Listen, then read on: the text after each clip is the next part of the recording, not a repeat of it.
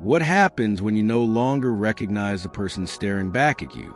Not in a metaphorical sense, but in a brutal, soul-shattering moment when the life you knew is annihilated. The mirror breaks, and the reflection is gone. This isn't a question of philosophy. It's a question of survival. You are standing in one of two rooms. The first is draped in imperial purple. The weight of the known world rests on your shoulders. You are Marcus Aurelius, Emperor of Rome, but your empire is bleeding. Plague devours your cities. Barbarians storm your borders. The order you command is dissolving into chaos. The philosopher king is just a man watching his world burn. The reflection in the polished silver shows an emperor, but what you feel is the hollow echo of a ghost. Now, step into the other room. There are no walls, only freezing mud and barbed wire. The air is thick with ash and despair. You are Viktor Frankl, prisoner number 119,104. Yesterday, you were a husband, a doctor, a respected neurologist in Vienna. Today, your family is gone. Your name is gone. Your work is gone. You've been stripped of everything but the ragged clothes on your back. You are not a person. You are a number. When you dare to glimpse your reflection in a puddle of icy water, you see a skeleton, a ghost of a man. Two men separated by nearly 2,000 years. One at the absolute pinnacle of power, the other at the absolute bottom of human suffering. Yet both are trapped in the same terrifying space. The space where the self has been obliterated. Their stories are not just history. They are a map, a brutal, honest, and terrifyingly practical guide to the 7 hidden stages of self-reinvention. This is a process that unfolds when life doesn't just knock you down, it erases you. Most lives are built on external things. Your job, your relationships, your status, your body. We build our identity like a house of cards, and we never ask what happens when the table is kicked over. Aurelius and Frankl were forced to ask. Their answer forms a legacy of resilience so powerful, it can reach through time and pull you from your own darkness. This journey is not about finding yourself. It's about forging yourself in a fire that was meant to destroy you. It is the ultimate human alchemy, turning suffering into meaning. This is a path explored here at Legends Legacy, where we unearth the wisdom of the giants. Because sooner or later, everyone's mirror shatters. The question is, what will you build from the pieces? The emperor and the prisoner have left us the instructions. But first, we must walk with them into the darkness that follows the breaking the abyss of absolute apathy, where the will to live goes to die. Stage 1, the abyss of apathy. This is the first stage. Apathy. It is not an emotion. It is a void where emotions used to be. It is a chilling, protective numbness. The mind's final defense against a reality too horrifying process. You are in the camp now. With Frankl, he called it the first phase of the prisoner's mental reaction. Shock. You watch the smokestacks with detached curiosity. You see unspeakable acts, and you register them as simple facts, not horrors. Viktor Frankl writes, "We were unable to feel any emotion." This numbness is a necessary mercy, a psychological anesthetic that keeps your soul from shattering completely. Your old life, your hopes, your love, they are memories of a different person, a dead person. To feel the grief of that loss would be to invite madness. So you feel nothing. You are a spectator at your own funeral. Your body moves, eats the watery soup, avoids a guard stick. But your spirit is in hibernation, waiting, or perhaps dying. Now, you are in the emperor's tent on the war-torn frontier, with Aurelius. Here, the apathy is not born of shock, but of scale. You are not numb to horror, but to significance. At night, you sit and perform a mental exercise. The Stoics called it the view from above. You imagine yourself rising, leaving your body, your tent, the battlefield. You look down upon the entire world. You see the frantic movements of humanity. People fighting, trading, loving, betraying. All of it looks like an anthill. Brief, repetitive, ultimately meaningless. Marcus Aurelius writes to himself, "The universal cause is like a winter torrent. It sweeps everything along. The heroes you read about? Dust. The enemies you fight? Dust. The praise, the blame, the anxiety, the ambition, all of it is smoke. Your own life, even as an emperor, is just a single breath in an eternal expanse of time. This realization doesn't bring you peace. Not yet. It brings a profound and chilling calm, a disconnection. Why strive? Why worry? Why feel? It will all be washed away. The prisoner's world has shrunk to a single crust of bread. The emperor's world has expanded into an indifferent cosmos. Both men arrive at the same desolate shore, the shore of apathy. Here, the old self officially dies.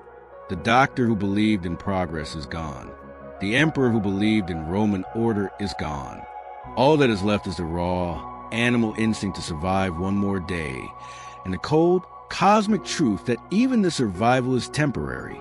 This is the most dangerous stage of reinvention, because the void is comfortable.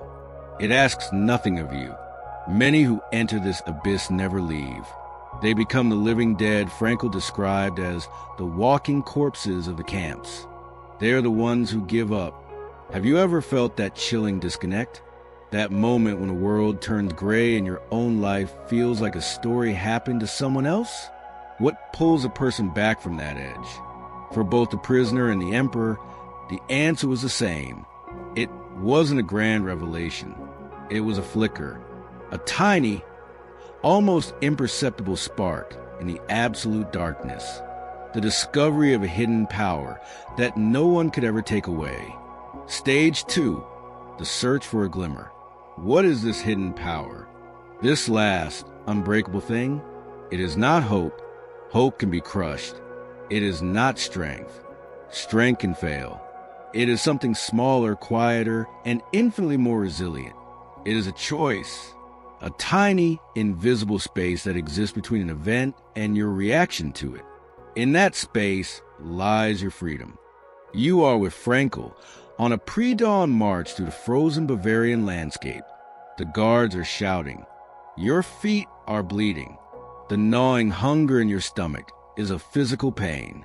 Another prisoner, stumbling beside you, whispers, "If our wives could see us now." And in that moment, the spark ignites. Frankl realizes that while the SS guards control his body, they do not control his mind. He can choose where to place his thoughts. Instead of focusing on the misery, he chooses to focus on the image of his wife. He conjures her face, her smile. He has entire conversations with her in the theater of his mind, and a warmth spreads through him that the bitter cold cannot touch. This is a discovery, Viktor Frankl later wrote. Everything can be taken from a man, but one thing, the last of the human freedoms, to choose one's attitude in any given set of circumstances, to choose one's own way. They could command his body. They could not command his love. They could inflict pain. They could not inflict despair. That choice to find meaning in love, even in memory, was his alone. It was the first glimmer of light in the abyss. Now, return to the emperor's tent. The lamp flickers against the canvas walls.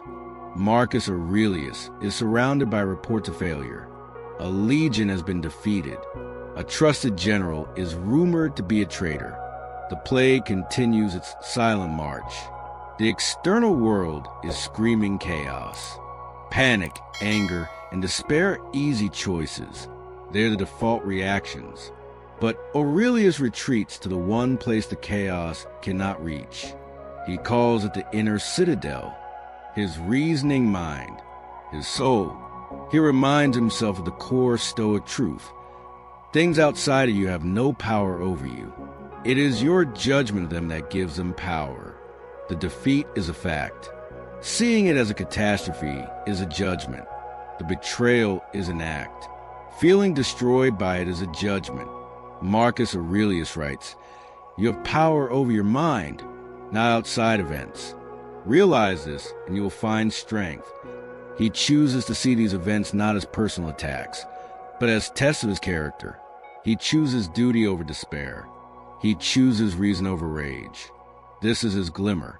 The realization that his inner world is his kingdom, and he is its only sovereign. The prisoner in the camp and the emperor on the frontier discover the exact same secret. Call it the final freedom. Call it the inner citadel.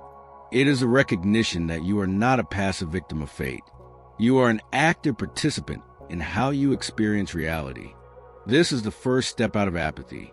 It is the assertion of self. The quiet, defiant declaration. You do not control me here. Think about a moment in your own life when you felt utterly powerless. Where was that tiny gap? That space between what happened and how you responded? Finding that space is one thing. Learning to live in it is another. That glimmer of choice is not enough to survive.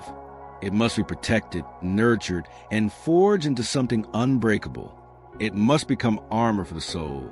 Stage 3, the forging of new armor. That glimmer of choice is a spark, but a spark is not a fire. A spark in a storm will be extinguished. You cannot survive on a single, fleeting moment of clarity. You must build a furnace in your mind. This is the third stage, the forging. This is where realization turns into routine, where philosophy becomes a weapon. You are with Aurelius, long before the sun rises. His training is deliberate, cold, and methodical. He practices what we now call negative visualization. He sits in the quiet of his tent and actively imagines the worst. He pictures a day's battle ending in a bloody rout. He imagines his closest friends betraying him. He confronts the idea of his own painful, undignified death. This is not pessimism. It is an inoculation. By facing the horror in his mind, he strips it of its power to shock him in reality. He prepares his soul for the wounds to come. Then he forges his perspective. He uses his famous mantra, "The impediment to action advances action. What stands in the way becomes a way." Is a person blocking his path? This is a chance to practice patience. Is he faced with a difficult decision? This is a chance to practice wisdom. Is he feeling fear? This is a chance to practice courage. Every obstacle is raw material. Every setback is fuel for the furnace of his character. His armor is forged in the cold, quiet discipline of his own mind, long before the battle ever begins. Now, you are back with Frankl. There is no quiet tent, no time for preparation. The forge is the hellscape of the camp itself. His armor is not forged in thought, but in action. In the now, his training is to find a splinter of meaning in a universe of meaninglessness. He sees a fellow prisoner giving away his last piece of bread. That is meaning. He forces himself to appreciate the beauty of a sunset, its colors painting the sky above the gray barracks. That is meaning. He offers a kind word to a man on the edge of suicide. That is meaning. This is the core of his logotherapy. The belief that the primary human drive is not pleasure, but the pursuit of what we find meaningful. While Aurelius prepares for future disasters, Frankl anchors himself to a future purpose. He practices what he calls self-transcendence. He is starving, freezing, and beaten down, but in his mind, he is somewhere else. He is in a warm, bright lecture hall years after the war.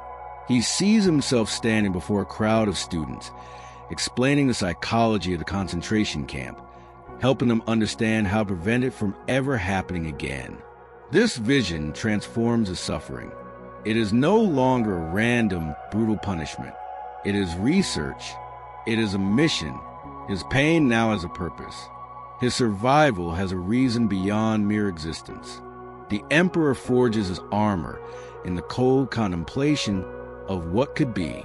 The prisoner forges in the fiery reality of what is. One builds a shield, The other finds a reason to keep holding it. Both prove the same thing. Resilience is not a gift. It is a skill, a daily, deliberate practice, which Forge calls to you. The Stoic's quiet discipline, or the survivor's desperate search for purpose. Let me know in the comments below. Forging this armor changes you. When you constantly train your mind to endure and find meaning, you begin to see the world differently. The things you once valued, comfort, status, praise, start to look like cheap trinkets. And the things you ignored, character, purpose, inner freedom, become the only treasures worth having. This leads to the next, most terrifying stage, the complete collapse of your old value system. Stage 4, the reevaluation of all values. This is the earthquake. The armor you forged isn't just for protection. It's a lens. And when you look through it, the world you once knew becomes unrecognizable. The values that drove you, the ambitions that consumed you, the fears that paralyzed you, they all begin to crumble. This is the fourth and most disorienting stage, the reevaluation of everything. Society gives you a simple map for life. Chase pleasure, avoid pain, accumulate wealth, gain status, seek comfort. This is a default programming. The game everyone is playing. In the concentration camp, that game is over. The rules are meaningless. You are with Frankl, observing the survivors. It's not the physically strongest who make it. They are often the first to break, sent to the most grueling work. It's not the most ruthless who steal and betray for a crust of bread. Their inner life rots away, leaving them hollow. The ones who survive are the ones who have a reason to. And in this, Frankl has a stunning revelation that becomes a bedrock of his life's work. He realizes that happiness cannot be the goal of life. Chasing it is a fool's errand. He writes, "For success, like happiness, cannot be pursued. It must ensue, and it only does so as the unintended side effect of one's personal dedication to a cause greater than oneself." This is the earthquake. Life is not about what you can get. It is about what you can give.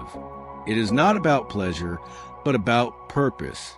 The question is no longer what can I expect from life, but rather, what does life expect from me? In the face of this question, comfort and status are revealed to be childish toys. The only thing of value is the meaning you create, the responsibility you accept. Now you are with Aurelius, the man who has everything the world can offer. He has the ultimate power, the ultimate wealth, the ultimate status. And from this vantage point, he sees that it is all a trap. He sees people destroying their character for a promotion, tying their peace of mind to the applause of a crowd, measuring their life's worth in coins and property. He calls all these things health, wealth, pain, pleasure, fame, life, and death itself indifference. They are not good or bad. They are simply raw material. The only true good is a virtuous soul. The only true bad is a corrupted one. How you act is the only thing that matters. The rest is smoke. He writes in his private journal, "Ambition means tying your well-being to what other people say or do. Sanity means tying it to your own actions." This is his earthquake. The realization that he, the most powerful man in the world, is no better off than the poorest slave if his character is weak. The entire external scorecard of success is a lie. Both men, the prisoner and the emperor, tear up the old map. Frankl replaces the pursuit of happiness with the responsibility of meaning. Aurelius replaces a pursuit of externals with the discipline of virtue. This is a terrifying moment. All the familiar goalposts are gone. There is nothing to chase anymore. There is only something to be. And you can no longer blame your circumstances for your inner state. The responsibility is now entirely, crushingly yours. What if everything you are chasing is a distraction from your real work? If you stop running, what will be left? This new moral compass points toward an even more radical destination. It redefines your relationship with life's greatest enemy, Suffering. It suggests that pain is not just something to be endured, but something to be used. Stage 5. The embrace of suffering. What is the one thing every human being is programmed to do? Flee from pain. It is our most basic, primal instinct. Our entire civilization is built on creating comfort and avoiding distress. But in this 5th stage of reinvention, you turn and face the monster. You do not just endure it. You do not just resist it. You learn to use it. This is the embrace of suffering. You are with Frankl. Suffering is not a concept here. It is the oxygen. It is the gnawing hunger, the freezing wind, the casual brutality of the guards. To run from it is impossible. So, a new logic must be found. Frankl arrives at a conclusion so powerful it could change the world. If there's a meaning in life at all, then there must be a meaning in suffering. Suffering itself is neutral. It is a biological fact. But the way you bear it, that is where meaning is born. He realizes that to endure this hell with dignity, to help another prisoner when you have nothing, to maintain your humanity when the world is trying to strip it away, that is not a failure. It is the ultimate victory. He writes, the way in which a man accepts his fate and all the suffering it entails gives him ample opportunity, even under the most difficult circumstances, to add a deeper meaning to his life. Pain is no longer a curse. It is a task. It becomes a chisel, and you are the stone.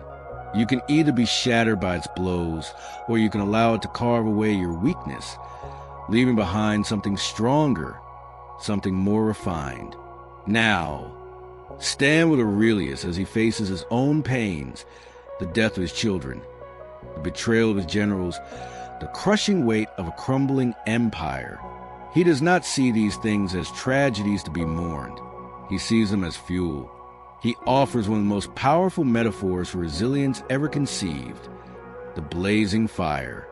A small fire can be put out by a single log dropped on it, but a great fire, a raging inferno, is different. It consumes everything in its path. Whatever you throw into it, branches, garbage, obstacles, it devours them and uses them burn even hotter to reach even higher. This, he says, is how a trained mind should operate. An insult is not an injury. It is fuel for the fire of patience. A physical illness is not a weakness. It is fuel for the fire of endurance. A defeat is not a failure. It is fuel for the fire of humility and strategic thinking. Every single negative event becomes raw material for the development of virtue. Both men learn to perform this sacred alchemy. They take the lead of raw, meaningless pain and transform it into the gold of human purpose. Frankl uses suffering to prove his humanity. Aurelius uses suffering to strengthen his character. They stop asking, "Why is this happening to me?" And they start asking, "What does this demand of me?" Think of a pain from your own past, one that you thought would break you. Looking back now, can you see how it forged you? How it became a source of your strength, your empathy, your wisdom? Share your story in the comments. Your experience is a testament to this very stage. Because once you learn to use suffering as a tool, you are no longer a victim. You are an architect, and this realization pushes you toward the final stages. This is no longer just about your own survival or your own character. The reinvented self must now turn outward and act upon the world. Stage 6, the call to action. The furnace of suffering has burned away your weakness. The lens of new values has clarified your vision. You are no longer the person you were. So what now? What is the purpose of all this inner work? What good is a sword forged in fire if it remains in its sheath? This is the 6th stage, where the journey turns irrevocably outward. This is the call to action. The focus shifts from who am I to what must I do? The journey is no longer about self-preservation or even self-improvement. It is about service. You are with Frankl at the moment of liberation. The gates of the concentration camp are open. You are free. But freedom is not the paradise you imagined. The world outside is broken, indifferent. The joy is followed by profound bitterness. This is a dangerous crossroad. Many survivors remain trapped in their trauma forever, consumed by what was done to them. Frankl saw another path. He realized that survival obligated him to something. He had a responsibility to bear witness, to find a lesson in the horror, and to share it. He famously said that the Statue of Liberty on the East Coast should be balanced by a statue of responsibility on the West Coast. Freedom, he argued, is only half the story. It is the dangerous prelude to the main event, taking responsibility for a task. His call to action was to create logotherapy, to right man's search for meaning, to dedicate the rest of his life to helping others find their own unique purpose. He took his personal hell and transformed it into a universal gift. He answered the question that life had asked of him. Now, you are with Aurelius as he rises from his cot before dawn. He is old, sick, and weary of war. His first thought is that he wants to stay in bed, but then he reminds himself of his purpose. He performs his duty not for glory or power, but because he is a part of a larger whole. He embraces the Stoic concept of the cosmopolis, the belief that all human beings are citizens of one interconnected community. We are like bees in a hive.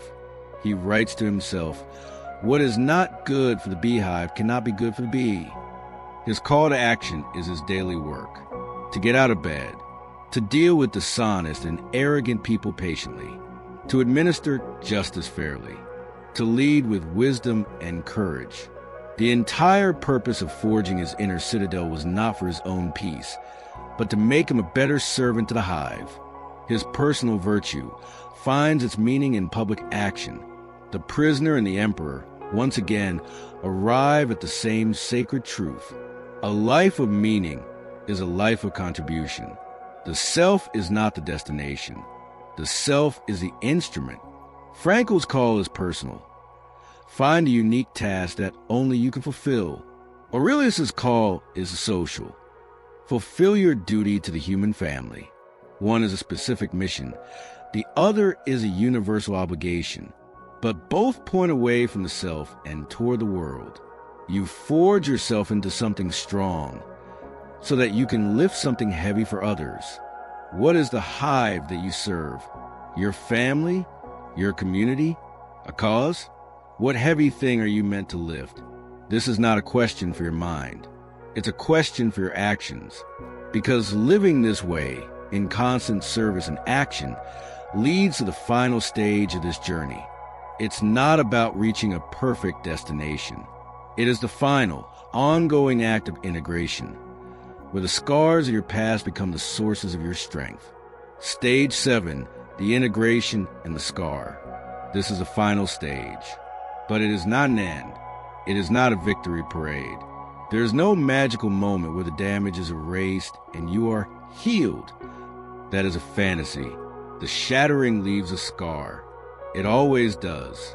The 7th stage is not about erasing the scar. It is about integrating it. It is the moment the person you were and the person you have become learn to live as one. The scar is no longer a source of pain. It is a source of strength. It is a permanent reminder that you were broken and you endured. It is the map of the hell you walked through and the proof that you found your way out. It is the source of your empathy.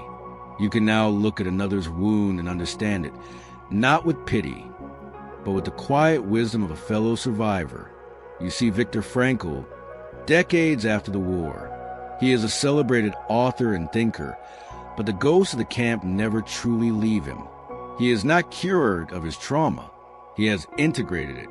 That experience, the absolute nadir of human existence, gave him a profound and unshakable appreciation for life itself. He could find more joy in a simple piece of classical music, a warm cup of coffee, or a good conversation than most people find in a lifetime of chasing pleasure. Having experienced the ultimate meaninglessness, he could now see meaning everywhere. The wound became the lens through which he saw the world with breathtaking clarity and gratitude. His scar was not just a part of his story.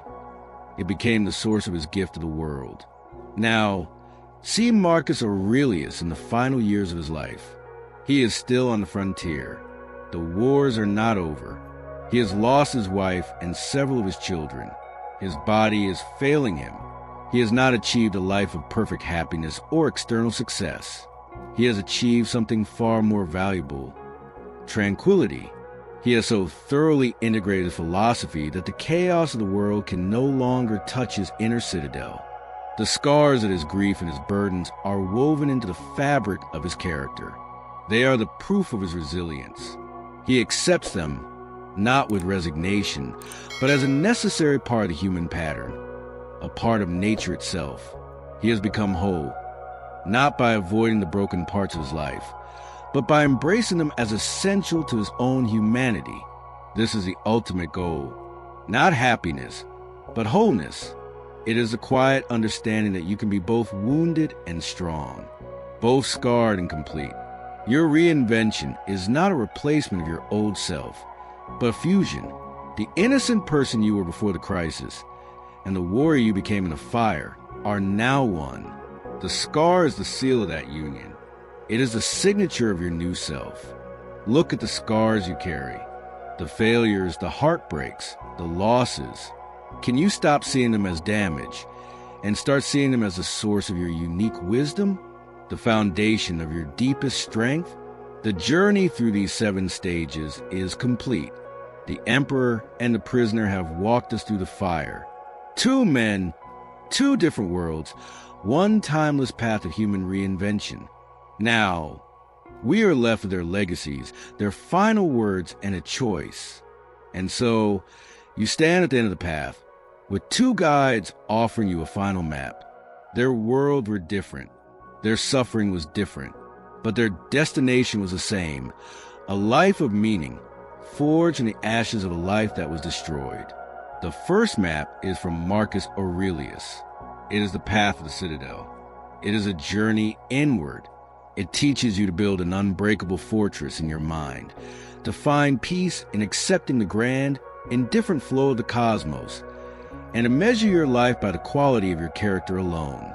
It is the path of discipline, duty, and subtraction, letting go of all that is beyond your control. The second map is from Viktor Frankl. It is the path of the lighthouse. It is a journey outward. It teaches you to find a unique purpose, a distant light to guide you through the darkest storm. It is a path fueled by love, responsibility, and the defiant belief that you can create meaning even in the most hopeless of places. It is the path of mission, service, and transcendence. The citadel or the lighthouse, the inward warrior or the outward survivor. There is no right answer. There's only the path that calls to you now, on your own journey. Which map will you choose? Whose voice echoes louder in the quiet of your own heart? This is the work we do here at Legends Legacy. We walk with the giants of history, not as figures in a book, but as living guides for the battles we face today. If this journey has given you a new map for your own struggles, show your support by liking this video. Share your choice in the comments below, Aurelius or Frankl. I want to know which path resonates most with you. And to continue exploring the wisdom that forged our world, subscribe and join our community of modern philosophers and soul architects. The final choice is yours. We leave you with the last words from our 2 guides, spoken across 2 millennia, as if in a timeless debate. Marcus Aurelius says, "Waste no more time arguing about what a good man should be. Be one." Viktor Frankl says, "When we are no longer able to change a situation, we are challenged to change ourselves."